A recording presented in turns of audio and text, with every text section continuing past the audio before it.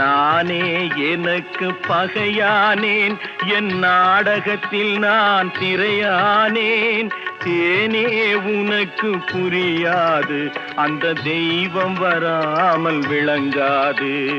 விதியும் மதியும் வேறம்மா, அதன் விளக்கம் நான் தான் பாரம்மா.